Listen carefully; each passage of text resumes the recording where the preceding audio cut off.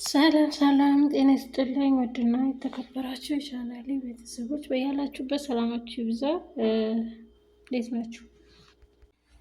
ሊዛ በጣም ደብሯታል። ምክንያቱም ቤሩ ሰክሮ ትንሽ አስቀይሟታል ማለት ነው። ደብሯታል። ያው የሰከረ ሰው ደግሞ ምን እንደሚናገር አያውቅም፣ አያስታውስም። ሁሉንም ነገር ረስቶታል ማለት ነው። ሹሩቱ እንዳልሆነ ስላወቀ በዛ ተናዶ የምርመራው ሁኔታ ተናዶ እሱ ብሏል ማለት ነው። ቤሩ ለራሱ ከፍቶታል በጣም ማለት ነው። ምክንያቱም እህቴ ናት ብሎ ነው የሚጠብቀው።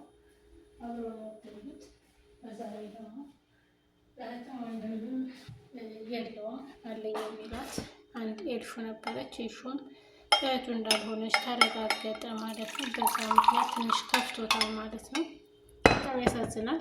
እንግዲህ መሲ ደግሞ የወንድሟን ጥላት ፈቀርኩ እያለች ትጃጃላለች። እሱ ግን አፍቅሯ ሳይሆን ለበቀል እጇ ላይ ያለውን መረጃ አሳልፋ እንዳሰጥ ብሎ ነው ማለት ነው።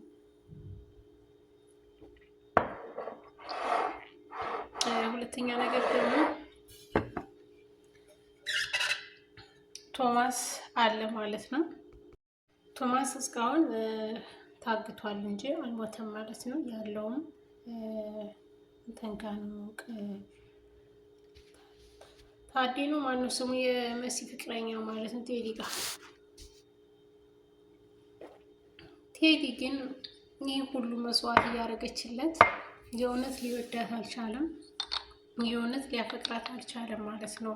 መሲን ለበቀል እንደውም እጇ ላይ ያለው መረጃ እንዳሰጥበት ብቻ እንጂ ያደረገው በፍጹም ወዷት አይደለም። እሷን የምትወደው እንጂ እሱ ግን አይወዳትም።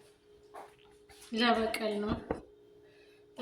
ልታጠቀው ብትፈልግ እንኳን ባጠገቡ ጥላቶቹን ባጠገቡ አድርጎ መጠበቅ እንዳለበት ነው የሚያምኑት። ይሄ መሲ ግን ስለ ወንድሟ ትንሽ እንኳን ሳትጨነቅ ወንድሜ እስካሁን አልመጣም 24 ሰዓት ሞላው ብላ ሳትጨነቅ ያስጨነቃት በቃ እንዴት አድርጌ ከዚህ ቤት ውጣ የሚለው ነው። ተመሳስላል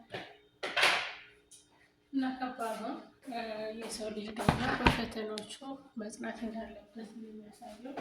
እኛ ግን በጣም ተካሽ ነን። መሲ አሁን ላይ ያላት አማራጭ ጨርቋን ማቄን ሳትል ጠቅለል ብላ ቴዲ ጋር መግባት ነው። ቴዲ ጋር ደግሞ ከገባች እህቴ አትመጣም፣ እህቴ መሲ አትመጣም በማለት ለፍቅረኛው ተናግረዋል። ፍቅረኛው ደግሞ እንደማትመጣ ስለነገራት ነይ ውጭ ብሎ ከቤት ሲያባረራት በር ላይ ማንን ታገኛለች የሚለውንም አብረን እናያለን። ከእንዴት ቴዲ አይነቱ ሰው እግዚአብሔር አምላክ ይሰውራችሁ ማለት ነው። ቴዲ ማለት በእንደዚህ የምታዩት አረመኔ ጨካኝ ማለት ነው። በስማ እኔ እንጃ ምን ያክል እንደሚያስመስል ማስመሰሉ ሲችልበት እንደነገሩ ወይም ከወይዘሮ ሄለን ጋር ብሎ ባይማር ነበር የሚገርመን እና በጣም ከባድ ነው። በጣም እያስመሰለ ነው ያለው። ወንድሟን እስካሁን ጫካ ነው አስመትቶ የተጣለው ማለት ነው። መኩ እንግዲህ በህይወት እንደምንመለስ ተስፋ እናደርጋለን። ምክንያቱም የድራማችን ድምቀት የእህቶቹ መከታ የሆነው መኩ ነው እና መኩ ደግሞ ግዴታ መመለስ አለበት፣ መጥፋት የለበት ማለት ነው። ከዚህ ከእንትኑ ላይ ከድራማ ላይ ምክንያቱም ደስ የሚል እየጀመረ ነበረ። ድራማው ውበቱ መኩ ነው። መኩና ልንሻ ናቸው እና በጣም ደስ የሚለው በእነሱ በሁለቱ ደግሞ የተለየ በጣም ደስ ይላል። መኩ አሁን ላይ ደግሞ ሐኪም ቤት ወጥቶ ወደ ቤቱ መግባት መመለስ አለበት። ያደረጋቸውን ግን ደግሞ ተበታቡ ተነስቶ ወደ ቤት ሲገባ አንቺ እንደሌለኝ ሲያውቅ ምንኛ እንደሚያናድድ። መሲ ግን የምትወስናቸው ውሳኔዎች በጣም ከባድና መጥፎ ነገር ነው። ከቤተሰብ ትዕዛዝ ውጭ መውጣት በጣም ከባድ ነው ማለት ነው። ምክንያቱም ቤተሰብ መርቆና እሺ በጎ ብሎ ካልፈቀደ በስተቀር ከቤተሰብ ሕግ ውጭ መሆን በጣም ከባድ ነው። ለሚደርሰውም ለሚመጣውም ተጠያቂ መሆን ራስ ነው ማለት ነው። ራስን ተጠያቂነት ማለት ደግሞ ግድ ያንን ነገር ቆም ብላ ማሰብ አለባት። ሳታስብበት ነው ዝም ብላ እንትን ያለችው ማለት ነው። እና በጣም ከባድ ነው ለመናገር። ይህም አረመኔ እንግዲህ እንደምታዩት የመሲ ፍቅረኛ ነኝ እያለ ይወዳል።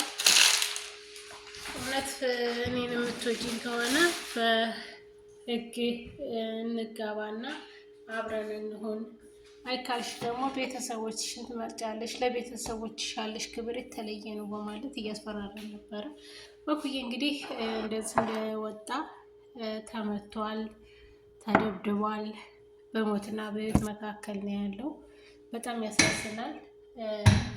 አሁን ላይ መቆም ላይ ነው ያለው የሚለውንም አብረን ያለን ውድ ቻናል ቤተሰቦች ቪዲዮ ላይክና ሰብስክራይብ እያደረጋችሁ ጠብቁኝ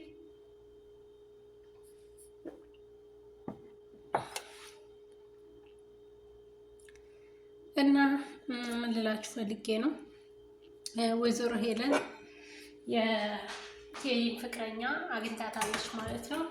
የቴዲ ፍቅረኞች ናት እንዴ ከኔ እንደማታልፍ ነው የምነግርህ ብላ ዝታበታለች። አሁን እሷን ታግታታለች ማለት ነው። ወይዘሮ ሄለን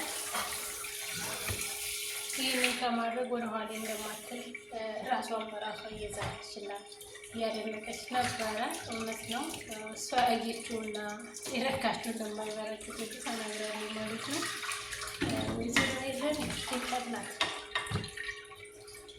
ድራማ ድምቀት እንዲሁም ደግሞ በሐረግ ድራማ ላይ ደግሞ በሁለት ስም በአልማዝና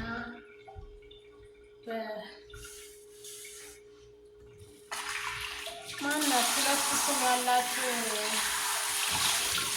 ወይዘሮ ሄለን በሐረግ ላይ ማለት ነው። በጣም አስደስታችኋለች። ማንነቷን ለውጣ ጥሩ ሰው ሆና ራሷን ለመለወጥ ያለችው ጥረት እና የራሷን ድርሻ ስቲል አሳልፋ ሰጥታ ወንድ ህፃን ስታሪ ማይተናል ማለት ነው። ወይዘሮ እንግዲህ በዚህ በሙላ ብትመለስ ተስፋ እናደርጋለን።